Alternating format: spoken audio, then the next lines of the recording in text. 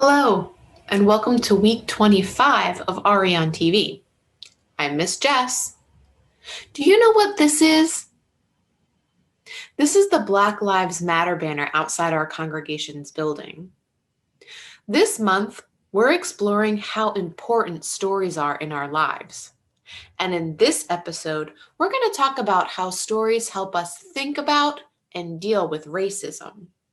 But first, welcome into this quiet place of beauty. We come from busy things. Pausing for a moment for the thoughts that quiet brings. Our chalice lighters this week are the Urba family. We light this chalice for the warmth of love, the light of truth, and the energy of action.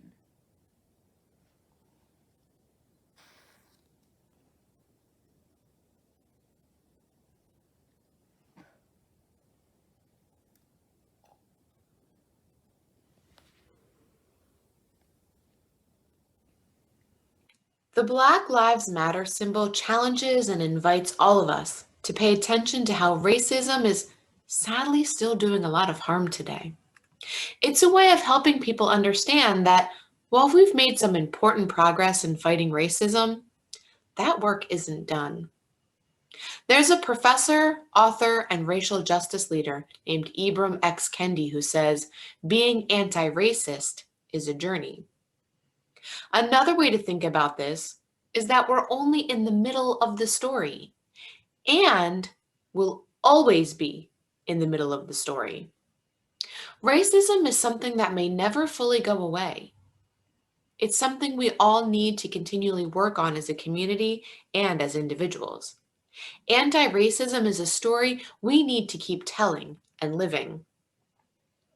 It's really important to make sure all of our past stories, our history, are told.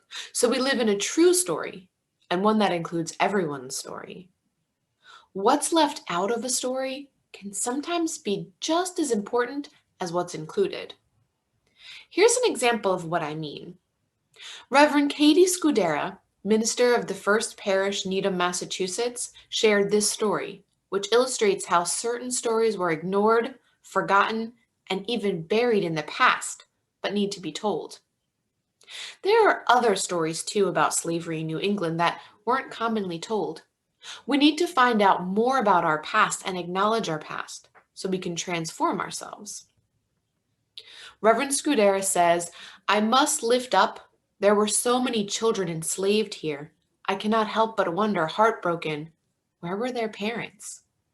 Enslaved children were often brought up from the West Indies, where the work was too harsh for many children to survive. Furthermore, New England slaveholders were not wealthy enough to enslave whole families, so they typically regarded babies as an unproductive expense and were willing to sell or give away their slaves' children for other masters to raise. And we know that there were many free mulattoes in Needham in the early 19th century after slavery was outlawed. Like in the South, some of these children may have been born to their so-called masters. There's no implication from any source of a happy family picture for those enslaved in Needham. There was one more name on the vital records death rolls, a name that disturbed me greatly. Homer, called the Negro servant of Reverend Jonathan Townsend, the first minister of First Parish in Needham. I don't want to believe that our first minister was a slaveholder. I wanted Homer to be an indentured servant or a free black worker or any servitude status but enslaved. I wonder how much of the foundation of our church rests on Homer's shoulders, not to mention the labor of all those enslaved black children whose enslavers paid taxes to our congregation. If it hadn't been for Black Lives of UU, I may have never found out the entry on slavery in Clark's history. We owe that organization our thanks for pushing us to find the truth. But we know there's still much we don't know. We don't have the full picture yet by any stretch. And there's much we may never know about the enslaved people of Needham whose names have come down through our history. Where did they come from? Who are their families? Where are they buried? Do they have descendants? But slavery in Needham specifically seems to have been buried, forgotten. I hope that we can recalibrate our assumptions about our town and Commonwealth, reconcile with our history, and work within ourselves and with our town to make some sort of reparation to the enslaved residents of Needham. How do we coordinate with the town for a lasting physical memorial to these enslaved people?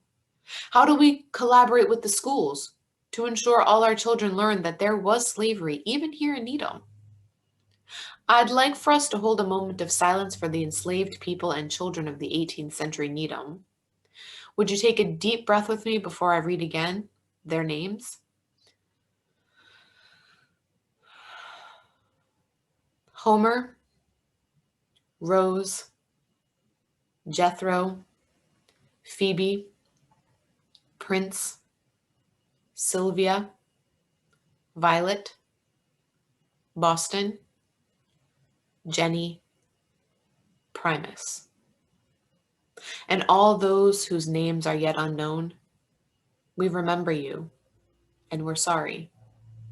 May we not forget them and honor the complexity of our past, striving for reconciliation, reparation, and a better future. Blessed be, and amen. Later, while in conversation with Reverend Scudera, she told Soul Matters that George Kuhn Clark, the town historian and member of their congregation in the early 1900s, deliberately excluded enslavement information he knew about their church.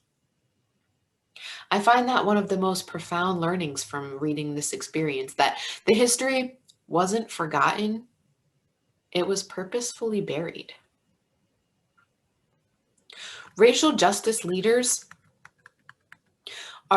remind us that we need to reclaim and retell all the stories of our history so everyone's experience is honored. And so our country lives in a true story, even if it's a painful one to accept.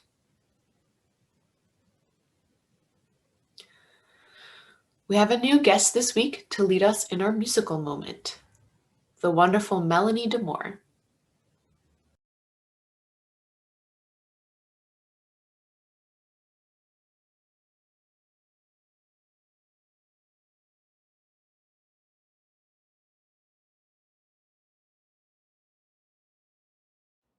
Hello, UU family. I'm going to sing a song with you called Shine on Me. It's an amazing spiritual that anybody can sing.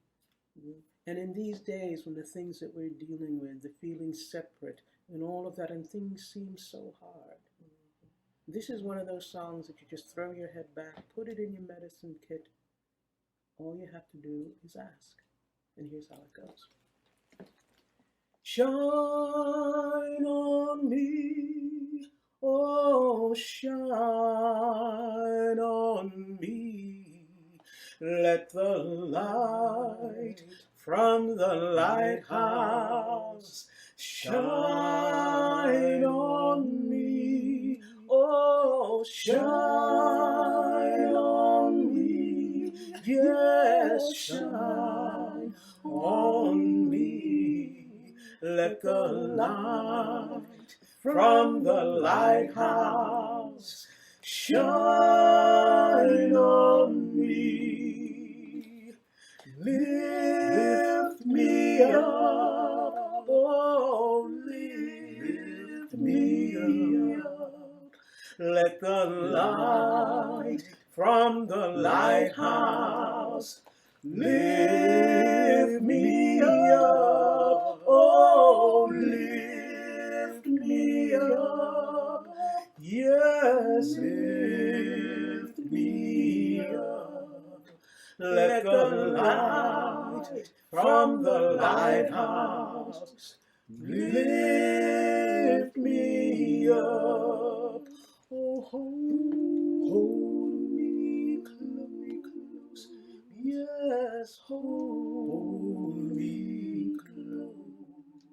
Let the light from the lighthouse hold me close, yes, hold me me close, oh, hold me close. Let the light from the lighthouse please hold me close. Oh, shine on me, shine on me, yes, shine on me. Let the light from the lighthouse shine on me. Oh, shine on me. Yes, shine on me. Let the light from the lighthouse shine on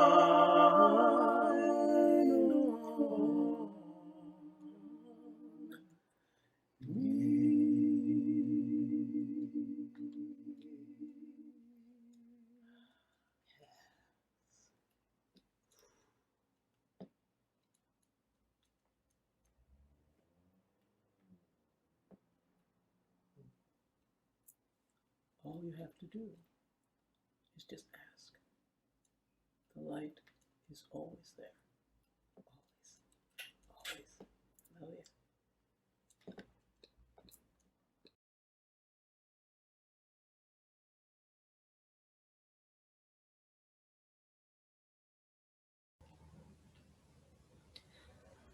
yeah. It's never possible to fully understand someone else's experience, but stories help us move closer to someone's experience and to understand it a bit more sympathetically and compassionately.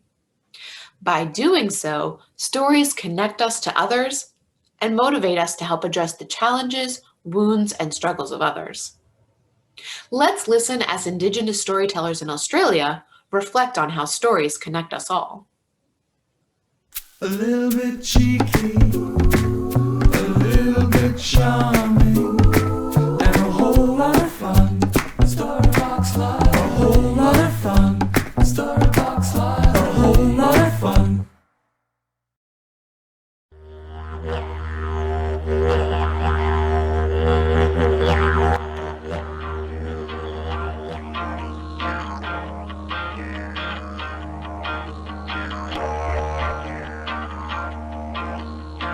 The stories in my family come from my grandfathers, my grandmother, my aunties, uncles, parents, and in Aboriginal culture they are passed down to us as forms of knowledge.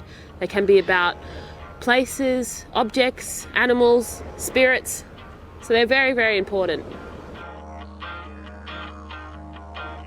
Storytelling is about land and language and where you belong. Story for most of us is very important. It talks about our existence and why the reason we're here.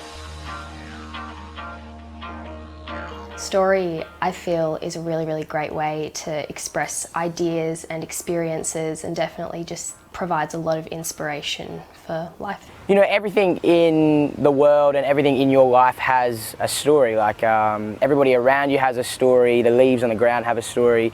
And it's kind of once you learn about the specific story to every individual or thing, you look at them differently and it changes your perspective on how you move forward in life as well.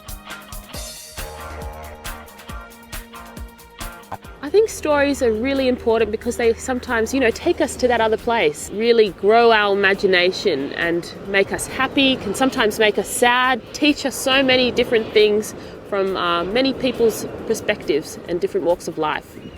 I think it's important for us to share stories because through storytelling and sharing, we get to know each other better. And we spend a lot of time talking about difference in society and how we're not like that person and we don't understand other people, rather than talking about what connects us as being the same. And I think when we start to share our life experiences, particularly as human beings, regardless of geography or cultural heritage or socioeconomics, that brings us together. And I think the world's a better place if we can start to know each other better, and stories are the best way to do that. You know, books take us to all sorts of uncharted places. They allow us to unfurl into new ways of thinking and being. Yeah, they really are our incredible freedom machines.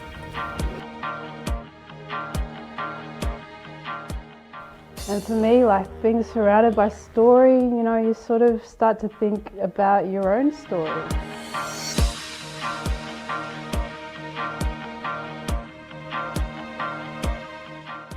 When I was growing up, story time was really dinner time around the dining table. So it would start with someone talking about their day, and that would quite often lead to stories from history, across geography. It would lead to laughter, sometimes tears, quite often could lead to arguments, but it was all good. And my fondest memories are those stories shared over dinner time. With the help of the grandfathers and uncles, you know, they'd carry me around and they'd tell me stories, they'd whisper in my ear. I really thank them because, you know, it was their storytelling, their ways, our culture and all that sort of stuff that embedded me into, you know, who I'm supposed to be to this day. I was pretty shy when I was growing up, and my mum was like, you know, she was always saying, oh, you should read, and she took me and my brother to the library a lot, and actually, yeah, has worked in a library for a long time and really introduced me to books, and that's in that way I sort of started to think, you know, absorbing so many stories. I thought, yeah, you know, there's that space for me to really think creatively and tell my own stories.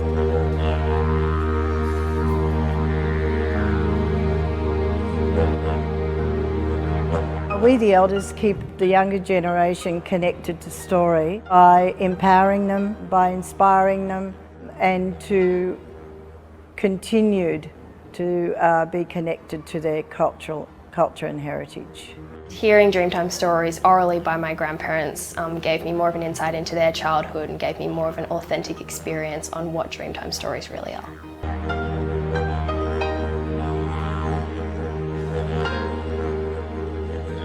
Well, in a written story, the reader imagines tone and voice of characters and so forth. And in an oral story, obviously everything is provided to you. When you're reading a story, it's a very private experience between you and the page. In an oral story, whether you're watching it online or in person, there are two people there. There's always somebody else present. And to me, that's the vast difference. If you just want to escape with a story through a book and so forth, you can do that in your own space, particularly if it's a challenging story. Very different with an oral story, particularly if it's face-to-face. There is a form of interaction, and in a challenging story, that can be uncomfortable.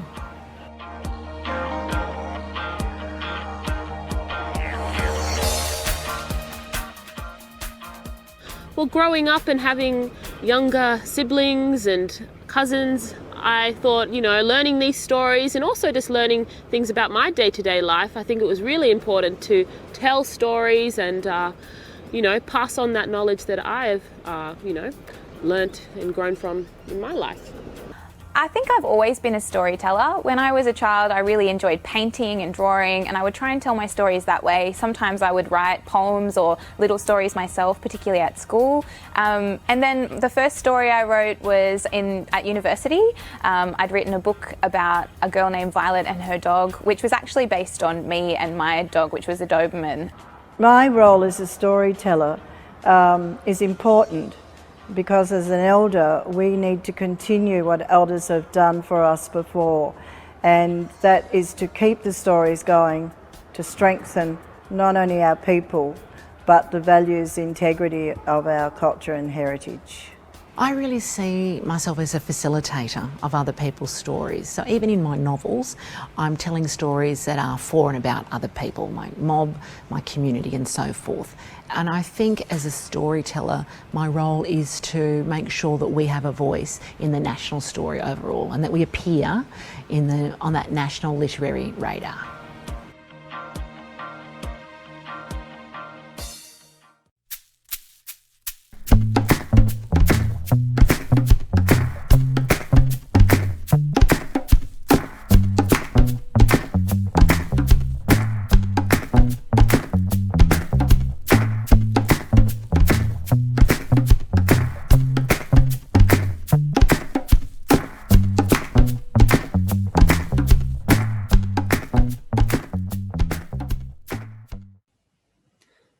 What does story mean to you? Has a story ever changed you or the way you looked at something? Who's told you stories? Whose stories have you not heard? Our faith teaches us that stories and storytelling is a very important part of fighting racism. Racial justice leaders remind us that the work and story of anti-racism is never over. We are always in the middle of the story.